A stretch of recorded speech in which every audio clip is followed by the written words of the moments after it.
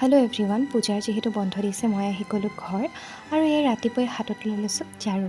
কাৰণ কি মই এতিয়া ঝাৰু লগাম আৰু লগতে শুনিম জুবিন দাৰ গান। এইটো একদম মেণ্ডেটৰী। কিবা এটা কাম কৰি থাকিলে যেতিয়া এটা গান লগাই দিওঁ, নাজানো কিয় মানে কামটো কৰিলে বেছি ভাগৰ নালাগে।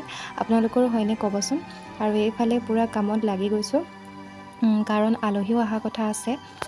আলহী মানে মামীহঁত আহিব আৰু এফালে মই বনাই আছোঁ পনীৰ, মায়ে মাছ বনাব আৰু মোৰ যে পনীৰ বনাই একদম হৈ গ'ল, দেখুৱাবলৈ পাহৰিলোঁ।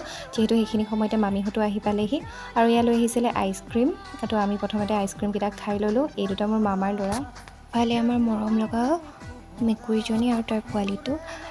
ইয়াত আচলতে মিস্ত্ৰীয়ে চালি দি আছে গাড়ীখন ধুবলৈ। আহি পাকঘৰত দেখোঁ মাহঁতে পূৰা ভাতত লাগি আছে, মাছ বনাইছে, অকণমান দেখুৱাই দিলোঁ।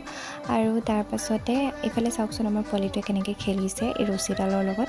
গাড়ীৰ ৰছী আছিলে, দুয়োটাই বহুত ফূৰ্তি পালে। আৰু আমি এতিয়া ভাত পানী খাই অকণমান বিচনাত পৰিছোঁ। দুয়োটাৰ যে যি অনৰ্গল কথা, কি হৈছে স্কুলত কি নাই, মই যে ভাতৰ থালি দেখুৱাবই পাহৰিলোঁ। শেষত মাহঁতে খোৱাখনেই দেখুৱালোঁ আৰু সন্ধিয়া গ'লোঁ মই বৰমাহঁতৰ ঘৰলৈ অকণমান ওলাই।